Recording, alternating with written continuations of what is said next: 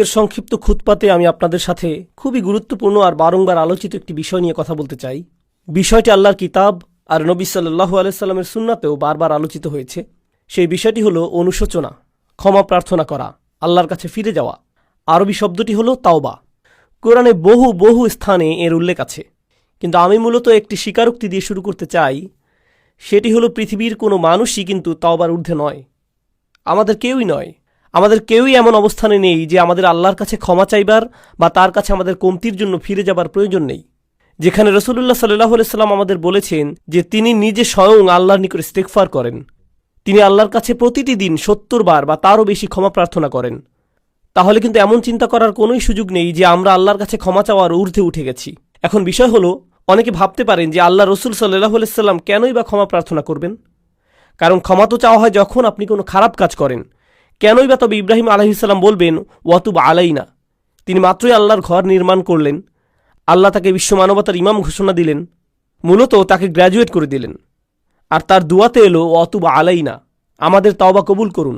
কিসের জন্য তিনি তওবা করছেন? এটা কিন্তু খুবই গুরুত্বপূর্ণ প্রশ্ন। এটা আসলে স্বীকারোক্তি বড় বড় নবীদের আলাইহিমুসসালাতু ওয়াসসালাম, আমাদের নবী সাল্লাল্লাহু আলাইহি সাল্লাম সহ, যে আমাদের অনেক ভুল ত্রুটি আছে যেগুলো সম্পর্কে আমরা জানি যে কেবল ভুল করেছি, আর অনেক ভুলও আছে যেগুলো সম্পর্কে আমাদের কোনো জ্ঞানই নেই।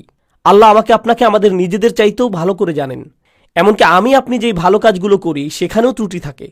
আমি জানি না আমার কাজ ঠিকঠাক মতো হয়েছে কিনা, কিন্তু আমরা সবাই আর কিছুক্ষণের মধ্যে দাঁড়িয়ে যাব, সবাই সালাত আদায় করব। আর সালাতের শেষে আমরা মনে করতে পারি যে আমরা হয়তো আমাদের উদ্দেশ্য পূরণ করতে পেরেছি, সালাতুল জুমায় সালাতের যে অধিকার তা আদায় করেছি। কিন্তু আমাদের প্রত্যেকের হিসেব খাতায় ফেরেশতা কী লিখছেন সেটা আমরা জানি না। আমরা জানি না এই সালাতে আমরা কত নম্বর পেয়েছি, কতটুকু খুশু ছিল তাতে, কতটুকু মনোযোগ আমরা দিয়েছি, কতটুকু ইখলাস ছিল সালাতে, দুপুরের খাবার নিয়ে কতটুকু চিন্তা করেছি, কিংবা অফিসের প্রজেক্ট আর অন্য জিনিস নিয়ে। তাই বাহ্যত দেখে মনে হচ্ছে আমরা সবাই সালাত পড়েছি, সবাই একই দিকে ফিরে, সবাই কাতারবদ্ধ হয়ে দাঁড়িয়েছি, সালাতের শর্তগুলো পালন করেছি আমরা। কিন্তু ভেতরে সেই সালাতের গুণমানটাও লেখা হচ্ছে, শুধু পরিমাণটাই নয়, ঠিক? আর আমরা জানি না সেটার অবস্থা কি। তাই আমরা যে ভুলগুলো সম্পর্কে জানি সেগুলোর সাথে সাথে যেগুলো সম্পর্কে জানি না সেগুলোর জন্য আল্লাহর কাছে ক্ষমা চাই। দুটোর সম্মিলিত অবস্থাই হলো এটা। আল্লাহর নবীদের ক্ষেত্রে দেখুন, চিন্তা করুন, আল্লাহ রসুল সাল্লাল্লাহু আলাইহি সাল্লামের চাইতে কে বেশি আল্লাহ আযজা ওয়াজাল্লার দাস হিসেবে তার দিনের সবচাইতে বেশি খেদমত করতে পারেন? আলাইহিস সালাতু ওয়াসসালাম। কিন্তু তিনি নিজেও সারাক্ষণ চিন্তা করতেন, হয়তো আমি যথেষ্ট করছি না, হয়তো যা করছি তাতে হচ্ছে না, আল্লাহর কাছে আমার ক্ষমা চাইতে হবে আমার সর্বোচ্চ সক্ষমতাটুকু দিয়ে দিতে না পারার কারণে।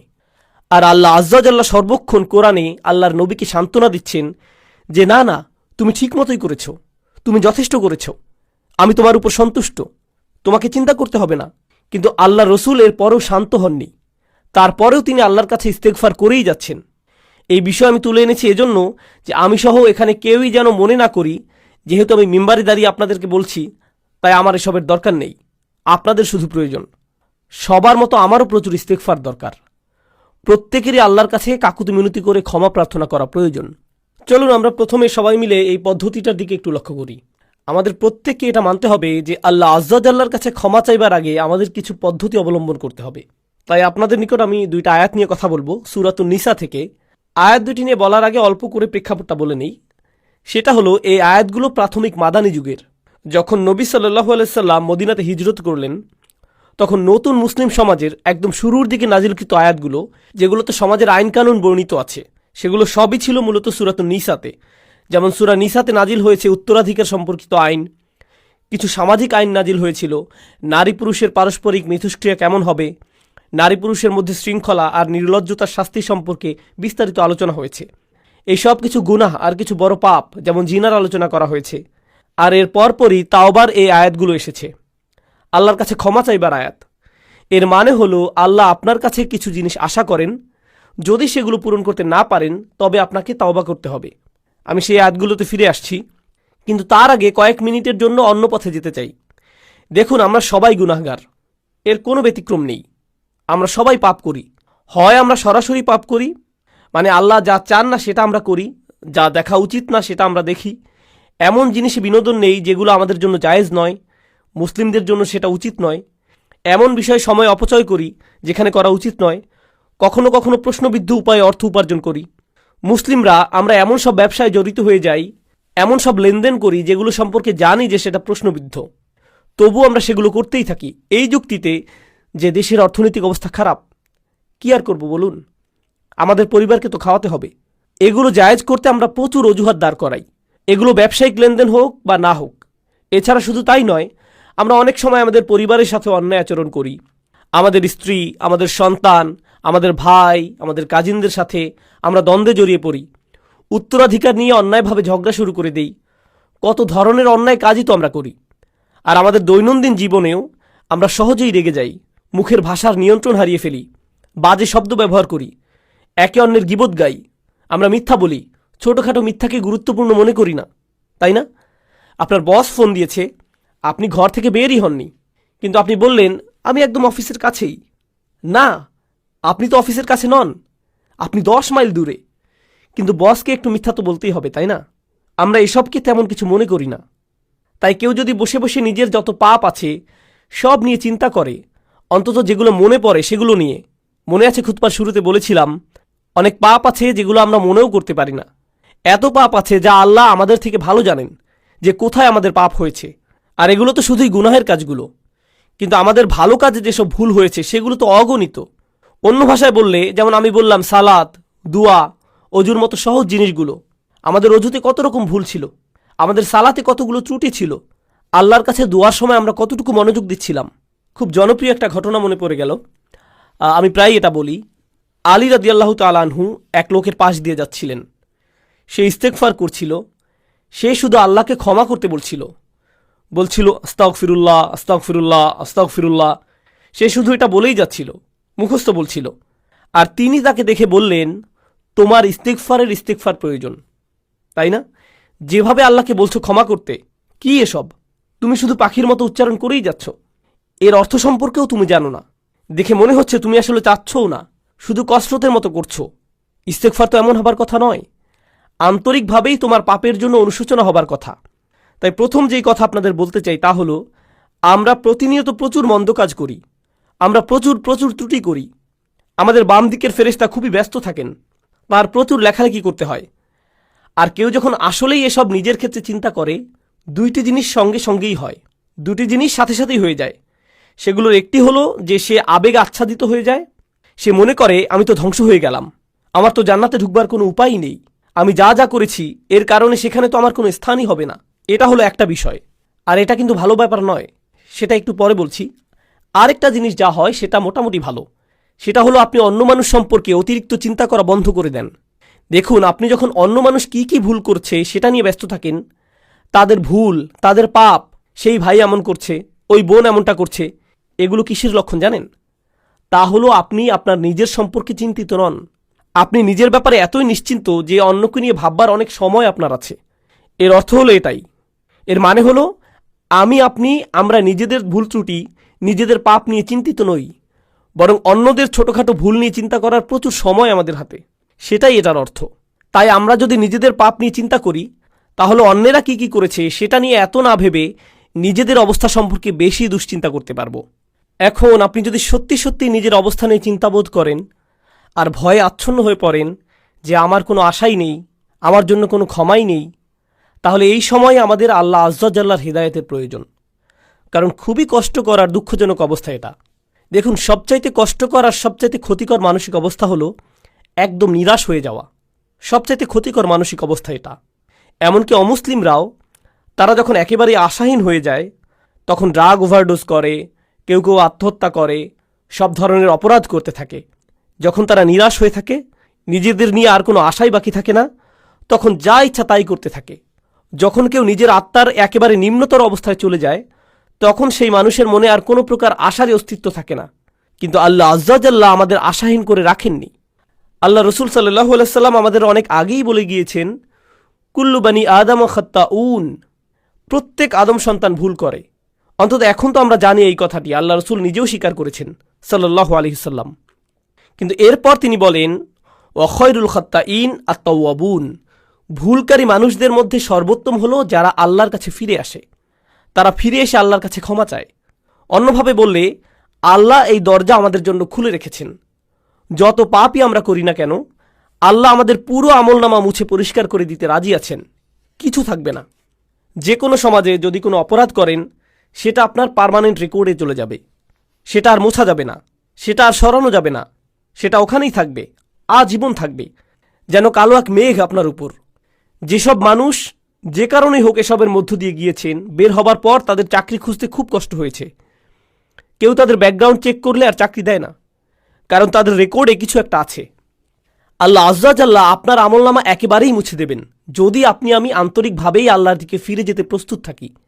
যদি আসলেই আমরা চাই এমনটা, আমরা যদি সত্যি আন্তরিক হই, তবে আল্লাহ সুবহানাহু ওয়া তাআলা শুধু কথার কথা বলছেন না, তিনি আসলেই আন্তরিক এক অন্তর চান, যে তার দিকে ফিরে আসবে, এমন অন্তর যা তার নিজের কীর্তির ব্যাপারে সত্যিকার অর্থে লজ্জিত থাকবে।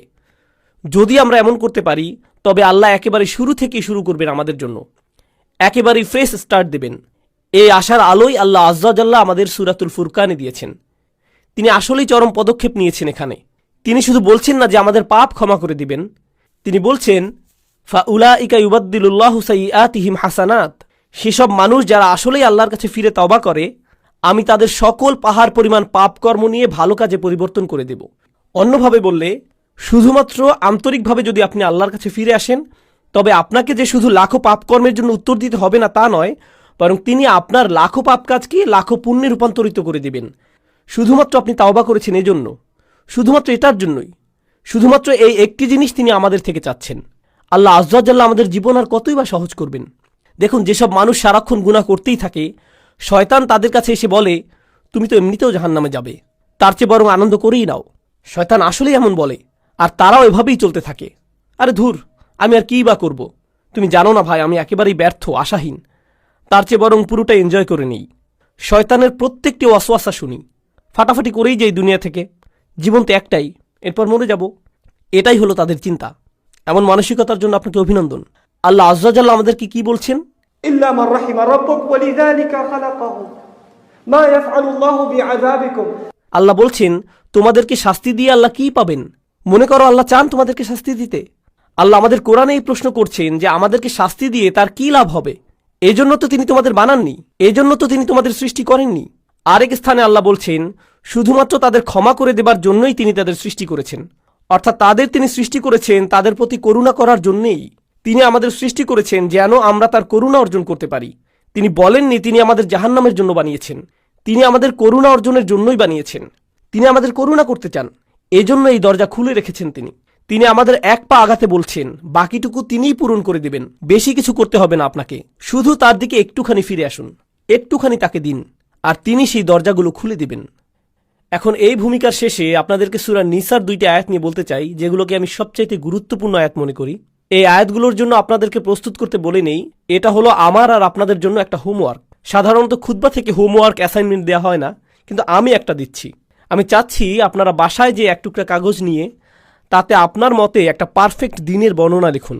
যদি আজকে রাতে ফেরেশতা আসে আপনার আত্মা নিয়ে যেতে, যদি মৃত্যুর ফেরেশতা আপনার জান কবজ করতে আজকে রাতে আসে, আর মুসলিম হিসেবে দিন যেমন হওয়া উচিত ঠিক তেমনটি আমার ছিল কিনা, তাহলে আমি অন্তত বলতে পারবো যে আমি মুসলমানের মৃত্যু পেয়েছি, আমি পুণ্যবান মৃত্যু পেয়েছি, সুন্দরভাবে মারা গিয়েছি।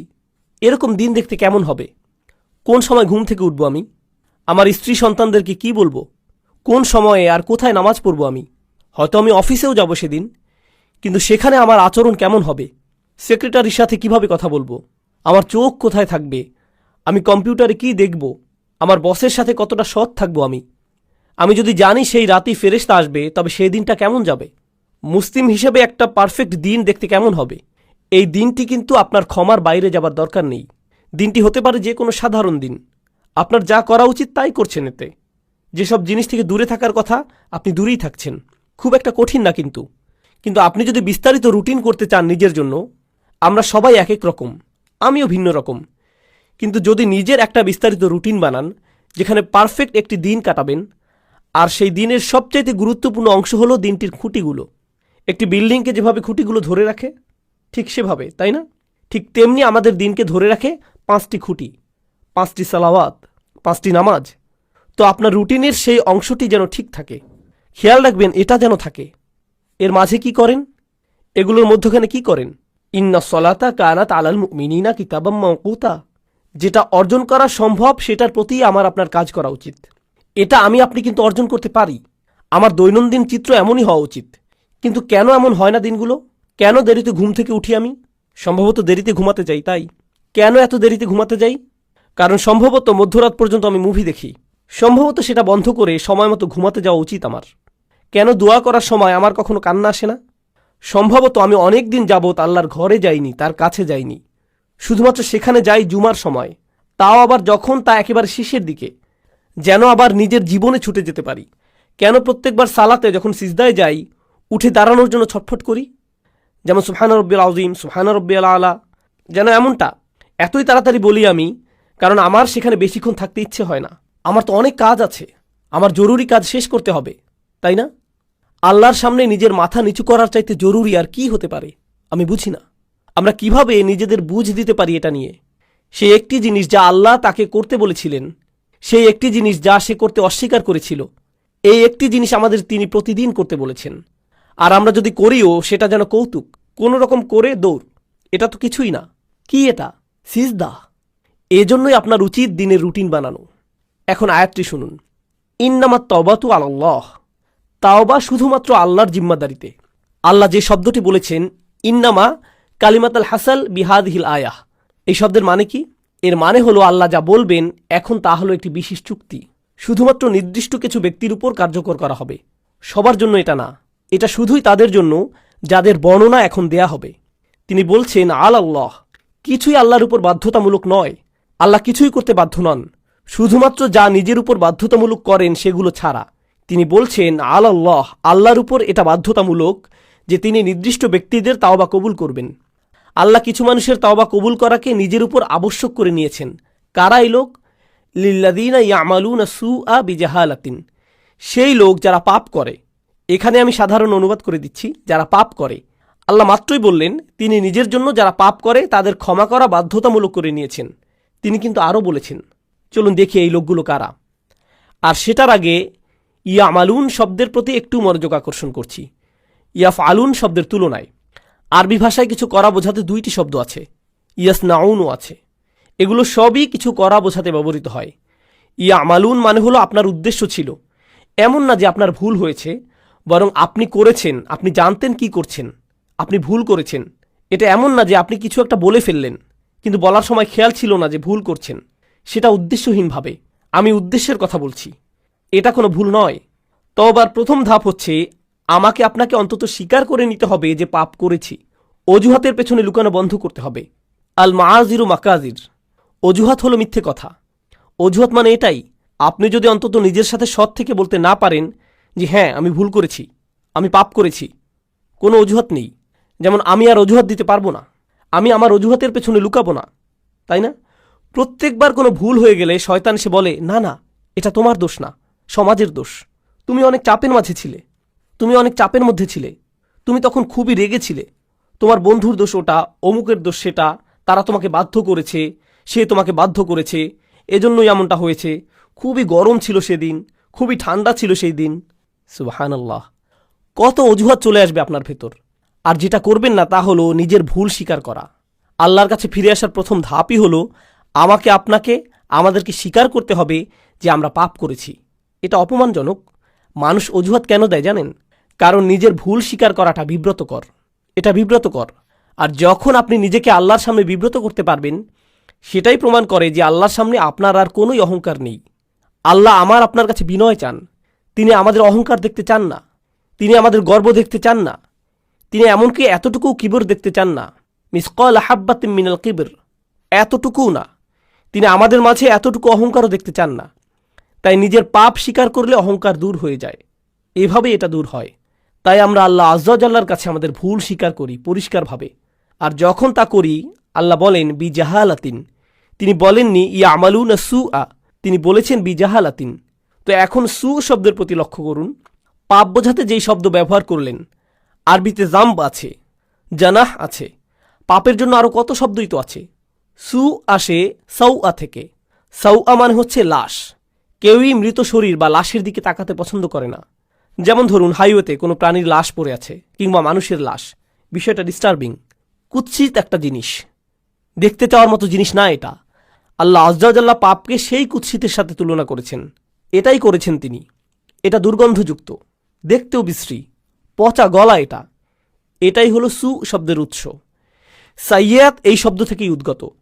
তো আপনি বিশ্রী কিছু একটা করেছেন, স্বীকার করুন।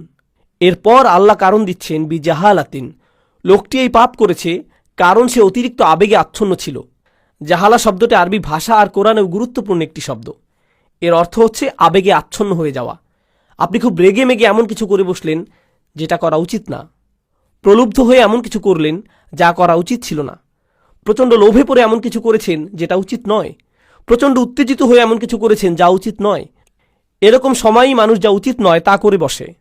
যখন তারা উত্তেজিত হয়ে যায়, কোনো আবেগে আচ্ছন্ন হয়ে যায়, সেই আবেগটি ভয়, ক্রোধ, লোভ, হিংসা, লালসা, প্রলোভন যাই হোক না কেন, তারা এই আবেগে তাড়িত হয়ে মন্দ কিছু করে ফেলে। আল্লাহ বলছেন, হ্যাঁ, সেই আবেগ সেখানে ছিল, আর লোকটি আসলেই পাপ করেছে। সুম্মা ইয়াতুবুনা মিন করিব, আর সাথে সাথেই তারা আল্লাহর কাছে ফিরে বলে, ইয়া আল্লাহ, আমি করে ফেলেছি, আমি জানি আমি করে ফেলেছি, আমি একটা মানুষ, আমি জানি আমি পারফেক্ট দিন শুরু করেছিলাম, আর সেই পারফেক্ট দিনটি সুন্দর করার চেষ্টাও করেছিলাম, কিন্তু পথিমধ্যে এই ভুলটি করে ফেলেছি, আবেগে আচ্ছন্ন হয়ে এই পাপটি করে ফেলেছি। এখন আপনার দিকে ফিরে এসে ওয়াদা করছি এমন কাজ আর কখনো করব না। ইয়া আল্লাহ, যা করেছি এজন্য আমি লজ্জিত। এখন আপনি আল্লাহ আযজা ওয়া জাল্লার সাথে কথা বলছেন।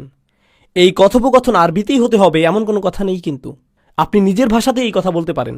আল্লাহ আযজা ওয়া জাল্লা সকল ভাষার শিক্ষক। আপনি আল্লাহর কাছে ফিরে এসে যা যা ভুল আগে করেছি তা স্বীকার করব। ফাউলাইকা ইয়াতুবুল্লাহু আলাইহিম, তারাই সেই সব লোক যাদের তাওবা আল্লাহ কবুল করেন। তারাই সেই সব মানুষ যাদের জন্য তিনি দরজা খুলে দিতে চান। সেই দরজাটি আপনার জন্য বন্ধ না। আপনি আশা ভরসার অতীতে চলে যাননি। আর পরের আয়াতে যাবার আগে আমি আরেকটি ব্যাপার যোগ করতে চাই, সেটা পুরো বিষয় সম্পূর্ণ করবে।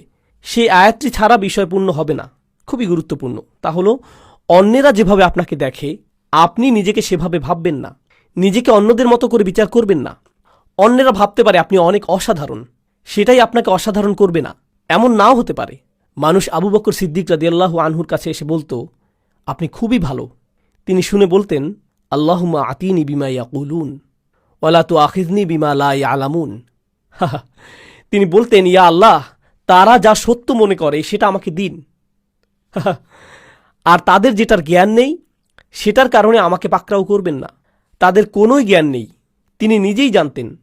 অন্যেরা তার সম্পর্কে কি বলে সেটাতে তিনি অভিভূত হতেন না। একই সাথে অন্যেরা আপনার সম্পর্কে যেই খারাপ কথা বলে সেটা দিয়েও নিজের বিচার করবেন না। আপনি খুব খারাপ, আপনি দুর্নীতিগ্রস্ত, আপনি মুনাফিক, আপনি মিথ্যুক, আপনি ভণ্ড, আপনি অভদ্র, আপনি জাহান্নামে যাবেন, ইত্যাদি ইত্যাদি ইত্যাদি ইত্যাদি। এগুলোর কোনোই অর্থ নেই। মানুষ আপনাকে চেনে না, আল্লাহ জানেন। মানুষ যদি বলে আপনি কোনো কাজের না, আপনাকে দিয়ে কিছুই হবে না, ইত্যাদি ইত্যাদি, এর মানে এই নয় যে আল্লাহ আপনার সম্পর্কে সেটাই ঠিক করেছেন। ঠিক যেভাবে মানুষের প্রশংসা আপনাকে ভালো মানুষ বানায় না, তেমনি মানুষের নিন্দাও আপনাকে মন্দ লোক বানিয়ে দেয় না। সেটার সিদ্ধান্ত শুধু আল্লাহরই কাছে, আর কারো নয়। সেটা শুধু আপনার আর আল্লাহর মধ্যেই। আপনার সম্পর্কে মানুষের মন্তব্য যেন আল্লাহর সাথে সম্পর্ক নষ্ট না করে দেয়। তারা আল্লাহর কাছ থেকে তথ্য নিয়ে আপনার ব্যাপারে মন্তব্য করেনি, তাদের সেই তথ্য নেই, শুধু তার কাছেই আছে। তিনি বলছেন, শুধু এই লোকগুলোর তওবাই আমি কবুল করব। আল্লাহ আমাদের সবাইকে তাদের অন্তর্ভুক্ত করুন। এর পরের আয়াতে বলছেন, এই লোকগুলো থেকে আমি তওবা কবুল করব না। পরিষ্কার করে বলছি, আমি চাই তোমরা তওবাকারীদের মধ্যে অন্তর্ভুক্ত হও। এই লোকগুলোকে আমি গ্রহণ করব, কিন্তু এদেরকে আমি গ্রহণ করব না। লাইসাতুত তাওবাতু লিল্লাযীনা ইয়ামালুনাস সাইয়্যাত, যারা পাপ করতে থাকে একের পর এক একের পর এক। আগের আয়াতে শব্দটি ছিল সু, মুফরাদ, একবচন। এখন আমরা পাচ্ছি সাইয়্যাত, বহুবচন। এর মানে হচ্ছে সে বারবার গুনাহ করে আর বলে, আরে আস্তাগফিরুল্লাহ, করা উচিত ছিল না, কিন্তু কালকে আবার করব, এরপর আবার আস্তাগফিরুল্লাহ বলবো, সমস্যা নেই। তারা নিজেদের পাপের প্রতি আসক্ত না, বারবার বারবার তারা করতেই থাকে না। নিজেদের বলে না তাওবার দরজা তো খোলাই আছে, আমি আরেকটু মজা করে নিতে পারি। এটা আসলে হলো খ্রিস্টান মানসিকতা। আমি রবিবার যে ক্ষমা চেয়ে নেব, পুরো সপ্তাহ পার্টি করে নেই, তাই না? এরপর রবিবার আবার যে খাতা পরিষ্কার করে আসব। এভাবে আমাদের দিন চলে না। আল্লাহ নিশ্চিত করেছেন যেন আমরা তার দিন নিয়ে এভাবে খেলা না করি। তাই তিনি বলছেন, যেসব মানুষ বারবার গুনাহ করে, বারবার ফিরে যায়, এই চিন্তা করে যে ক্ষমা চাইবে আর সব ঠিক হয়ে যাবে, এমনটা গ্রহণযোগ্য নয়। এভাবে আল্লাহ আযজা জাল্লার সাথে খেলা করা যাবে না। ওয়ালাইসাতিত তাওবাতু লিল্লাযীনা ইয়ামালুনাস সাইয়্যাত হাত্তা ইযা হাদারা আহাদুহুমুল মাউত। অবশেষে তাদের কারো মৃত্যু চলে আসে, ক্বালা ইন্নী তুবতুল আন, আমি আসলেই তওবা করছি, এই শেষ, আর কখনো করব না। একবার আমি প্লেনে যাচ্ছিলাম, আর সাধারণত যখন প্লেনে চড়ি আমি ঘুমিয়ে যাই। তো আমি যাচ্ছি আর আমার আশেপাশে দেখছি মানুষজন তাদের আইপডে অথবা আইপ্যাডে বা তাদের ল্যাপটপে বসে মুভি দেখছে, অথবা তাস খেলছে, গান শুনছে, প্লেনে বসে মাথা দুলাচ্ছে, তাই না? তো ঘুম ভেঙে দেখি প্লেন হঠাৎ 50 ফিটের মতো নেমে গেছে, কেবিনের প্রেশার বদলে গেল, মালাকুল মৌতের কাপগুলো নেমে এলো, তাই না? তখন আশেপাশে সবাই কি করতে দেখেন? সবাই দোয়া করছে, একেবারে সবাই। ও আল্লাহ, আমি সরি, আমি সরি, আমি সরি। সবাই এমন করছে। কি ধর্ম সেটা আসে যায় না, সবাই দোয়া করছে। এরপর ক্যাপ্টেন ক্ষমা চাইল, কাপগুলো উপরে উঠে এলো, প্লেন আবার স্থির হলো। এরপর কি হয় বলুন তো? প্লে বাটন আবার চাপ দেয়। আর অসাধারণ সিন দেখছিলাম তো আমি। আবার তারা স্বাভাবিক হয়ে যায়। এটাই হলো আল্লাহ আজ্জা জাল্লার সাথে ক্রিয়া কৌতুক। মৃত্যু যখন চলে আসে তখন তারা ক্ষমা প্রার্থনা করতে থাকে, ইন্নী তুবতুল আন ওয়ালাল্লাযীনা ইয়ামুতুনা ওয়া হুম কুফার। কিংবা তারাও না যারা অবিশ্বাসী অবস্থায় মারা যায়, মানে যারা তাওবা নিয়ে খেলা করে, আর যারা কুফফার অবিশ্বাসী অবস্থায় মারা যায়, আল্লাহর কাছে দুটোই সমান।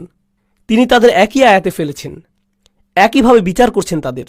আমি তাদের তওবা কবুল করব না যারা অবিশ্বাসী অবস্থায় মারা যায়, আর আমি তাদেরও ক্ষমা করব না যারা বারবার পাপ করতেই থাকে, মনে করে যে খেলা করছে। তারা বারবার করতেই থাকে, শুধুমাত্র তারা মনে করে যে তারা পার পেয়ে যাবে, কিন্তু এমনটা হবে না। উলাইকা আ'তাদনা লাহুম আযাবান আলীম, তারাই সেই সব মানুষ যাদের জন্য কষ্টকর শাস্তি প্রস্তুত করেছি।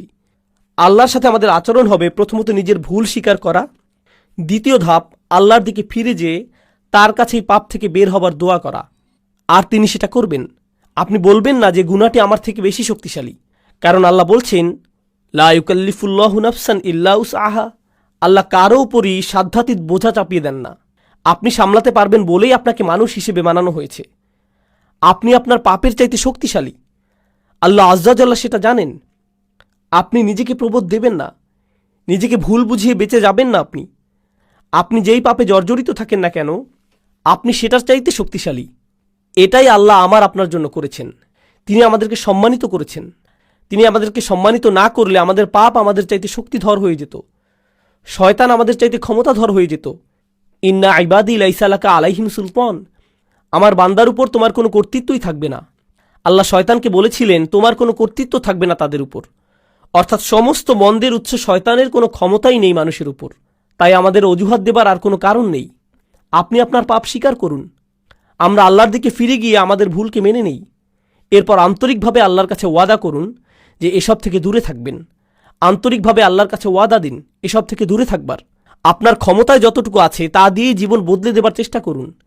সেই পাপ থেকে দূরে থাকুন, সেটা মন্দ বন্ধুদের থেকে আসুক, কিংবা কম্পিউটারের সাথে একা থাকার মাধ্যমে হোক, কিংবা অফিসের কলিগদের থেকে, যেখান থেকেই আসুক না কেন, আপনার জীবন থেকে সেসব বদলানোর চেষ্টা করুন।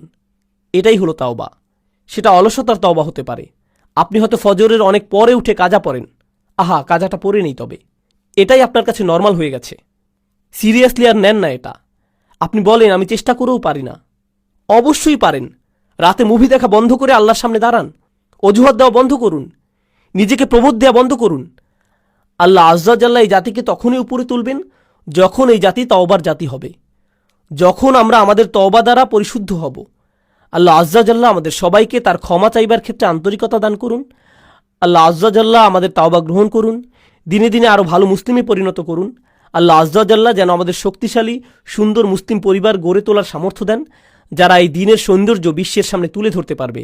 বারাকাল্লাহু লি ওয়া লাকুম ফিল কুরআনিল হাকিম ওয়া নাফা'নি ওয়া ইয়্যাকুম বিল আয়াতি ওয়া যিকরিল হাকিম। আসসালামু আলাইকুম ওয়া রাহমাতুল্লাহি ওয়া বারাকাতুহু।